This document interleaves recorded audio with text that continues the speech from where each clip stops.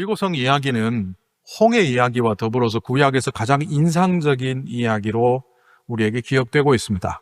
교회 안에 신앙생활을 하는 사람들에게는 물론이고 교회 밖의 믿지 않는 사람들에게도 이것은 굉장한 논쟁거리가 되고 있습니다. 그들의 관심은 이것이 역사적으로 일어난 사건인가 아닌가 그걸 놓고 논쟁하기는 하지만 여리고성을 고고학적으로 탐사하는 학자들도 또 주변의 사람들도 여리고성 전투에 대한 관심이 있습니다.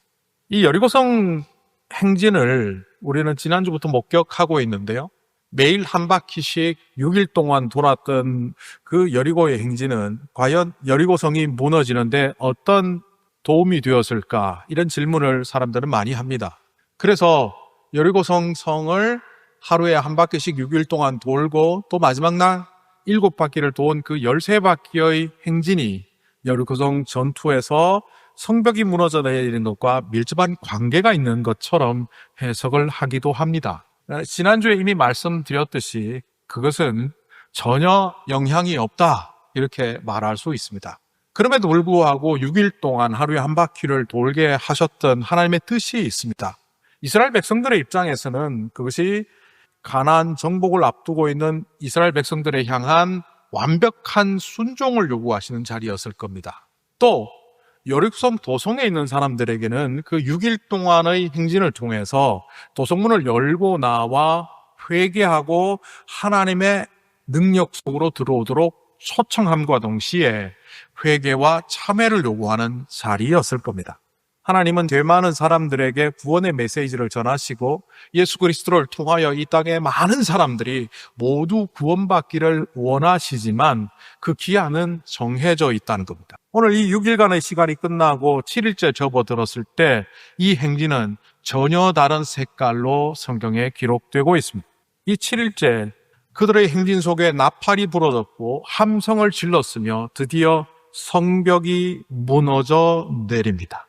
철옹성 같았던 여리고성, 고대 근동 지역에서 가장 강력한 도성으로 분류되는 이 성이 무너져 내렸답니다. 히브리어로 보면 그 성벽이 무너졌다라는 문장을 와티플, 하호마, 타흐테하 이렇게 표현하고 있는데 이걸 직역하면 와는 접속사니까 떼면 테플의 원형인 나팔, 무너졌다는 겁니다. 하호마, 성벽이 무너졌답니다. 어디로? 타흐테하, 기초를 향하여. 성벽을 쌓으면 맨 밑단의 기초를 튼튼히 해야만 위로 7m든 12m든 올릴 수 있습니다. 외벽을 12m 정도 또 그 내벽을 7m 정도 올렸던 과거의 흔적들을 보면 이 기초를 단단히 세웠음을 볼 수 있습니다. 그런데 이 성벽이 이렇게 무너진 것도 아니고 이렇게 무너진 것도 아니고 이렇게 주저앉았답니다. 이 히브리어를 번역해 보면 기초를 향하여 성벽이 무너져 내렸다라는 표현입니다. 이걸 두고 학자들은 논쟁이 있습니다. 고고학 발굴을 해도 이게 분명하지가 않습니다. 성벽이 안으로 무너졌느냐 밖으로 무너졌느냐. 근데 이게 아주 애매해서 이렇게 와르르 무너졌기 때문에 보는 각도에 따라서 밖으로 무너진 것처럼 보이기도 하고 안으로 무너진 것처럼 보이기도 하는데 대체적으로 학자들은 안으로 무너진 게 아니라 밖으로 무너졌다라고 결론을 내립니다. 이것이 여호수아 시대와 일치하는지 일치하지 않는지는 차치하더라도 성벽이 밖으로 무너진다는 것이 이상하지 않습니까? 보통 과거의 공성전을 보면 흉차, 땅굴 파기, 공성탑을 세워서 외부에서 압력을 가할 때 그 성벽은 안으로 무너졌습니다. 강력한 호를 사용해서 요즘처럼 화학 무기는 아니지만 돌을 쏘아서 무너뜨리거나 큰 충격으로 무너뜨릴 때 안으로 무너지게 돼 있는데 여리고의 흔적은 밖으로 무너졌다는 것. 성경을 가만히 원문을 이렇게 보면 이 문장을 통해서도 성벽이 밖으로 무너진 것을 찾아볼 수 있습니다. 근데 왜 밖으로 무너졌을까? 성벽을 향하여 전진하고 있는 이스라엘 백성들이 이 높은 고지에서 내려서 이 경사면을 메우면서 계단처럼 자리를 잡을 때 이들은 무사히 올라갈 수 있습니다. 그 돌무더기가 안으로 무너져 내리면 올라가서 그 돌을 헤집고 가려면 되게 힘듭니다. 그래서 하나님은 이렇게 세밀하게 역사하신 것이 아닌가. 이거는 추정해 볼 수 있습니다. 과학적 근거라기보다는 성경의 말씀을 통하여 이렇게 추정할 수 있구나. 그런데 이 말씀을 추정하면서 이 전투가 하나님의 전투라는 사실을 우리가 받아들이는데 약간 걸리는 표현이 오늘 성경에 하나 있습니다. 전멸하라. 이 여리고 도성의 사람들, 어린아이부터 노인에 이르기까지 모두 죽이라는 말로 이 말씀을 받아들이면 이것은 우리를 굉장히 불편하게 합니다. 오늘 말씀 17절에 이렇게 기록하죠. 이 성과 이 안에 있는 모든 것을 전멸시켜서 그것을 주님께 제물로 바쳐라. 뒤에도 전멸시켜라, 전멸시켜라. 계속 전멸이라는 단어가 등장합니다. 이 전멸이란 말을 여호수아에서 처음 사용한 사람은 이스라엘 백성들이 아닙니다. 다름 아닌 라합입니다. 여호수아 2장 10절에 보면 정탐꾼들이 찾아와서 그들을 숨겨주고 정탐꾼들에게 라합이 이렇게 말하는 장면이 나옵니다. 너희가 애굽에서 나올 때에 여호와께서 너희 앞에서 홍해의 물을 마르게 하셨고 너희가 요단 저편에 아모리 사람 두 왕 시온과 옥과 싸울 때에 그들을 전멸시킨 일을 우리는 들었다 라고 개역 성경에 기록하고 있습니다. 이 전멸시켰다는 단어는 오늘 말씀에 등장하는 그 단어랑 동일한 단어. 다 죽였구나. 그런데 새 번역에서는 이 본문을 살짝 다르게 번역합니다. 여호수아 2장 10절을 새 번역으로 그 부분만 따서 읽어보면 두 왕 시혼과 옥을 어떻게 전멸시켜서 희생제물로 바쳤는가 하는 소식을 우리가 들었다. 아니, 전멸시키다 뒤에 희생제물로 바쳤다는 말이 성경에 따로 없는데 새 번역은 그렇게 의역을 했습니다. 가만히 보면 이 전멸하다는 이 단어가 사실은 하나님께 봉헌하다, 희생제물을 바치다라는 뜻과 전멸시키다라는 두 가지 뜻이 다 있습니다. 히브리어로 헤렘이라고 하는 이 단어가 성경에 대략 한 30번 가까이 등장하는데 어떤 때는 희생제물을 바치다라는 뜻으로 사용되었고 어떤 때는 전멸시키다라는 말로 사용된 것을 볼 수 있습니다. 그런데 이것을 더 정확히 말하면 어떤 도시나 나라나 사람들을 하나님께 봉헌하다는 의미로 헤렘이라는 단어를 더 많이 사용한 것을 볼 수 있습니다. 여리고성을 무너뜨리는 일은 이 도성이 하나님의 도성이 되도록 한다는 의미에서 우리말로는 전멸이라고 번역되었지만 이것이 헤렘이라는 단어를 통해서 파괴가 일어나긴 하지만 이 성을 하나님께 드린다는 의미로 이 단어를 사용한 것으로 보입니다. 그런데 이것이 모두 죽인다는 의미와 어떤 차이가 있을까요? 아브라함 시대에 그 가나안 땅의 많은 사람들은 우상을 섬기며 하나님 뜻과 무관하게 살아갔습니다. 그 중에서도 가장 죄악을 많이 행했던 도성은 소돔과 고모라입니다. 하나님께서는 그 땅의 백성들을 모두 쓸어버릴 수 있었지만 소돔과 고모라를 일벌백계로 유황비를 통하여 심판하심으로 그 땅의 백성들에게 하나님이 누구신지 알게 하신 사건이 있습니다. 지금 여호수아 시대에도 이 가나안 족속들은 몰렉에게 제사를 드리는 것이 관습화되어 있습니다. 자기 자녀를 불에 태워서 제물로 드리더라도 내가 성공하면 그것이 더 맞는 거라는 잘못된 생각들이 가나안 땅에 팽배해 있었고 그 중심은 여리고였습니다. 뿐만 아니라 성적인 타락을 비롯하여 온갖 우상들이 횡행했는데 이 땅을 다 쓸어버릴 수도 있지만 하나님께서는 여리고를 통하여 일벌백계의 모습을 보입니다. 여리고조차도 6일간의 행진을 통하여 그들이 회개하고 돌아오기를 요청하시는 장면이 있었고 드디어 7일째 그들을 심판하시는 자리로 사용하십니다. 그러니까 여리고는 온 백성들을 위한 희생제물처럼 여겨지기도 합니다. 하나님이 원하시는 바는 여리고 하나를 희생함으로 그 땅의 족속들이 회개하고 돌아왔으면 좋겠다는 그런 의미가 있습니다. 오늘 이 여리고성이 무너지는 이 자리는 어떻게 보면 가나안의 우상을 숭배하는 문화들을 제거하는 자리였을 겁니다. 하나님의 능력과 하나님의 지존하심을 보여주는 자리였을 겁니다. 죄 많은 인간들을 심판하는 자리였을 겁니다. 그러나 동시에 아직도 널려있는 가나안의 부족들에게 회개를 요청하시는 자리입니다. 예수님께서는 십자가에서 잔혹한 죽음을 당하셨습니다. 하나님이신 그 예수님께서 이 땅에 오셔서 모욕을 당하신 사건들을 우리는 압니다. 그런데 마지막에 가서 처참하게 당시의 인간 사회 속에서도 그 죽음은 참혹한 죽음이라고 할 수 있는 그 죽음을 예수님께서 당하셨습니다. 제가 얼마 전에 소개를 했지만 예수님께서는 나체로 죽임을 당하셨습니다. 옷을 다 벗기고 아주 흉측한 몰골로 창을 찔리고 못에 박히고 머리에서 피가 흘리는 그 처참한 모습으로 돌아가셨습니다.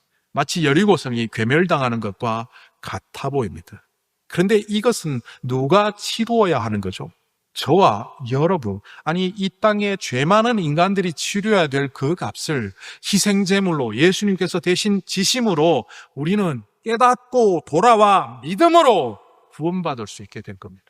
여리고는 양 한 마리와 같습니다.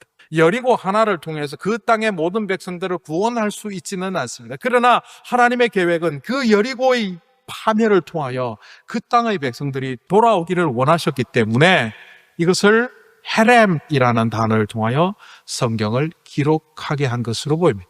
파멸, 전멸이라는 뜻과 동시에 희생제물을 드리다. 그러니까 하나님의 심판은 인내하시고 참으시고 자비를 베푸시는 시간이 한정되면 결국 심판으로 이어지고 그 심판으로 장혹하게 사람이 죽은 것처럼 보이지만 그것은 자신들의 죄의 결과로 무너질 수밖에 없다는 것을 오늘 이 여리고의 사건을 통하여 우리는 읽어야만 합니다. 그런데 이 참혹한 현장 속에서 피어나는 꽃과 같은 하나의 이야기가 또 있지요. 라합과 라합의 가족들은 모두 살리라는 명령이 떨어졌고 백성들은 그들의 가족들을 모두 살립니다. 이 라합의 구원하는 이유를 성경은 여리고 성에 정탐하도록 보낸 사람들을 도와준 그 이유라고 기록하고 있습니다. 이것은 표면적인 이유입니다. 라합이 그리고 라합의 가족들이 구원받은 것은 단지 정탐꾼을 도왔기 때문이 아닙니다. 한번 생각해 보십시오. 이 여리고의 사건, 성벽이 무너지며 승리하는 사건에 정탐꾼이 무슨 도움이 되었습니까? 그들의 정보는 전혀 사용되지 않았습니다. 그러니 아무 의미 없는 정탐꾼을 도왔다는 라합의 공로는 더 의미 없습니다. 그럼에도 불구하고 라합을 구하였던 것은 약속 때문입니다. 그는 정탐꾼들 앞에 이런 고백을 했습니다. 제가 그때 요수아 2장을 풀면서 그의 신앙 고백은 모세와 동급이다. 최상의 믿음을 갖고 있다. 상천하지의 하나님은 오직 여호와 하나님뿐이시오. 이런 고백을 한 사람은 구약에서 모세를 제외하고 솔로몬이 비슷하게 말한 것을 빼면은 라합 외에는 없습니다. 게다가 라합이 정탐꾼들에게 이렇게 말합니다. 너희의 하나님이 진정한 하나님이다. 그리고 이 백성들은 하나님의 이야기를 듣는 순간 마음이 녹았다.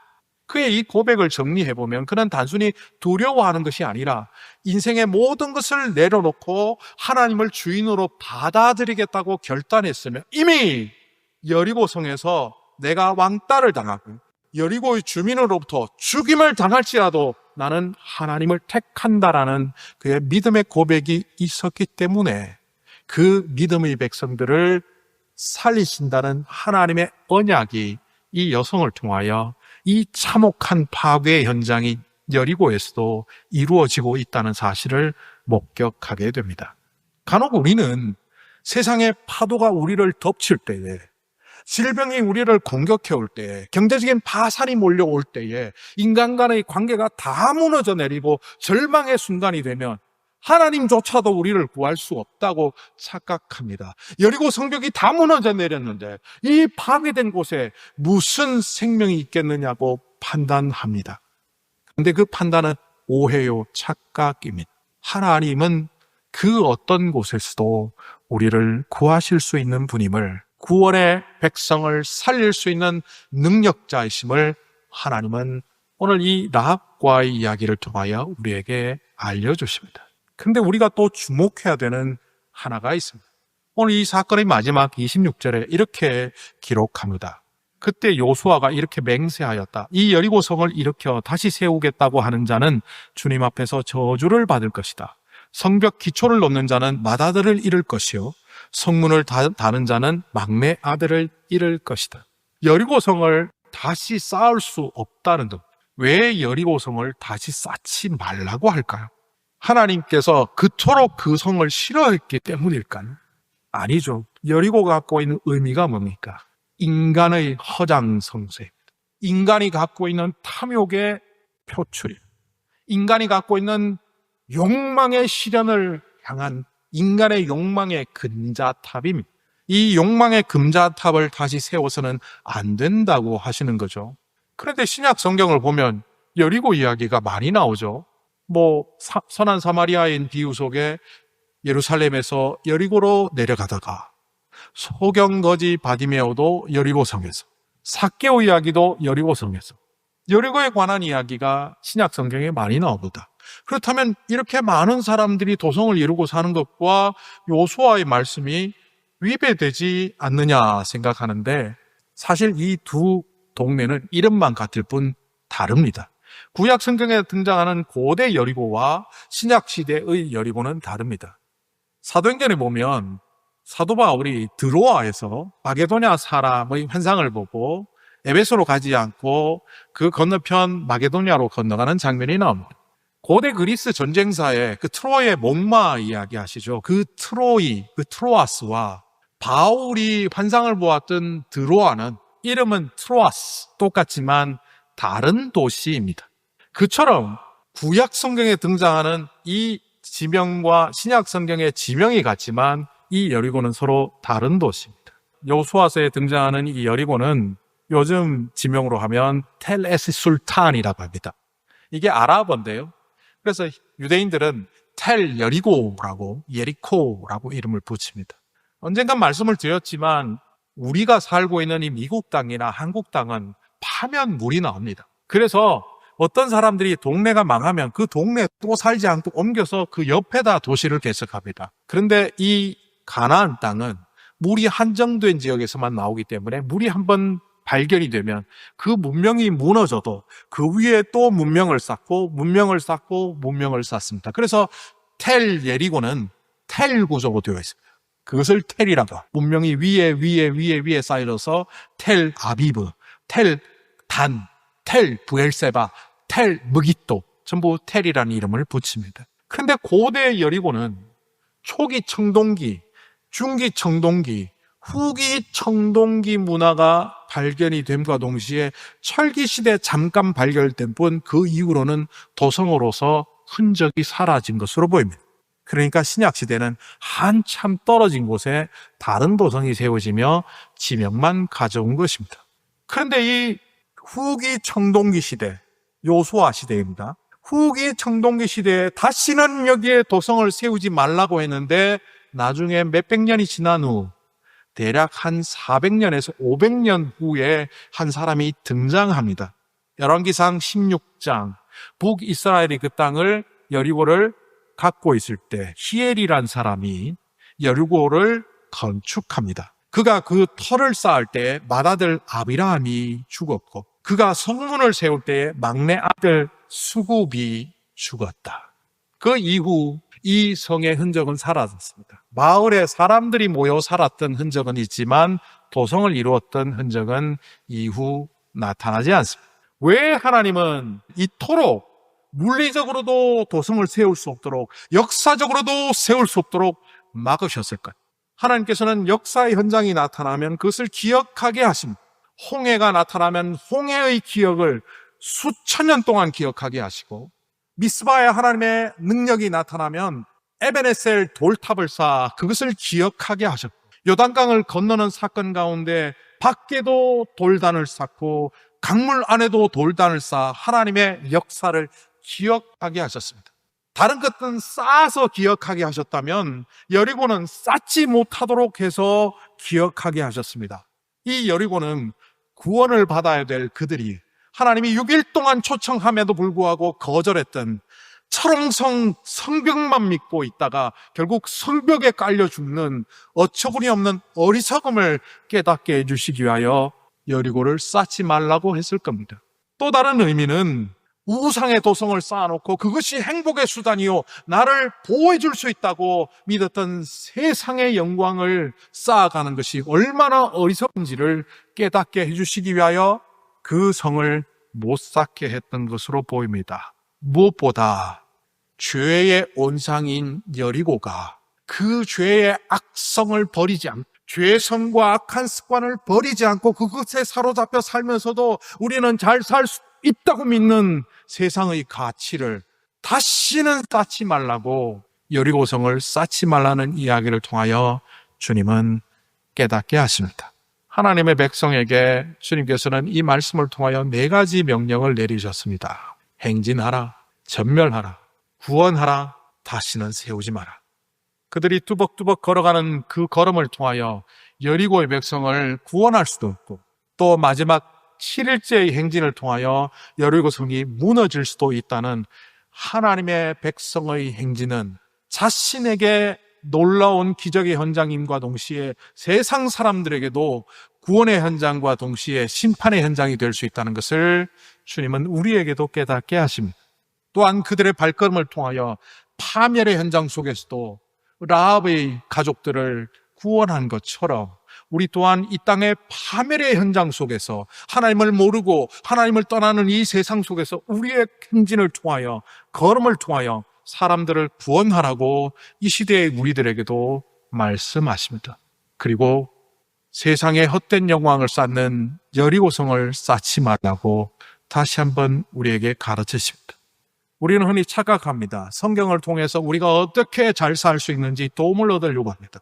마치 성경을 통하여 복받는 비결을 배울 것처럼 그렇게 우리는 성경을 보고 말씀을 보지만 하나님은 우리에게 복받고 행복하게 이 땅을 잘 살라고 하나님의 말씀을 주시는 것이 결코 아닙니다.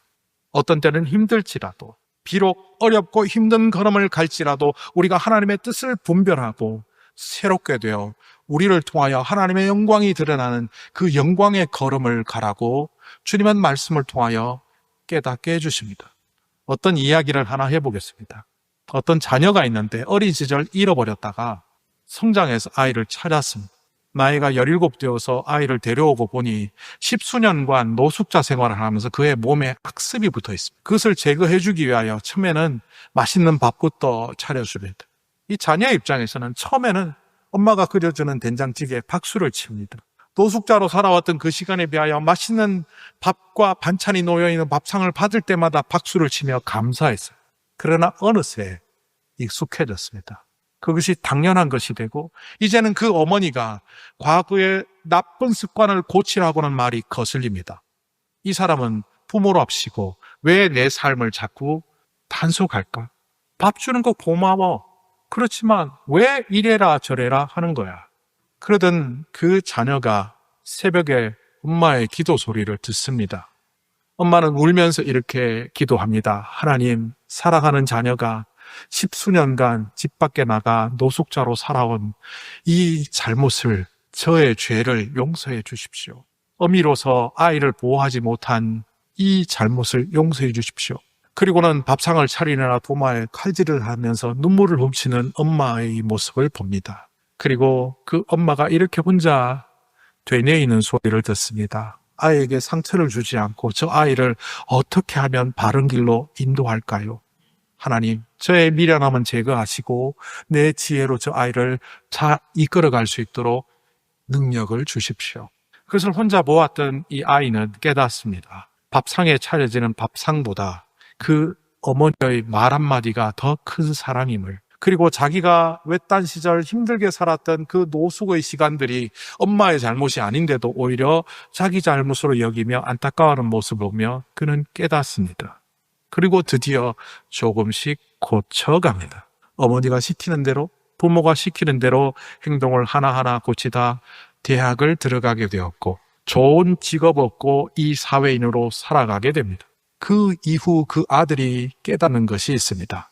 내가 그때 엄마의 말을 잔소리로만 받아들이고 순종하지 않았다면 나는 집을 뛰쳐나가 지금도 노숙 생활을 할 텐데, 하나님께서 여리고의 사건을 통하여 여리고의 백성에게도 하나님의 백성에게도 또한 우리에게도 하시는 말씀은 모두가 구원받는 백성으로 하나님의 영광이 드러나는 주님의 백성이 되라고 하시는 주님의 뜻이 있다는 사실을 오늘 이 말씀을 통하여 우리에게 알려주십니다. 여전히 개인의 탐욕과 영광과 성공을 위하여 잘못된 금잡탕을 쌓으려고 하는 우리들에게 그 성을 쌓지 말고 주님의 말씀 속에 들어와 주님의 뜻을 따라가는 백성이 되라고 하시는 그 주님의 뜻을 분별하는 자리를 수천 년 전에 이스라엘 백성들에게 보여주셨던 그 자리가 오늘 우리에게 다시 한번 보여지기를 간절히 소망합니다.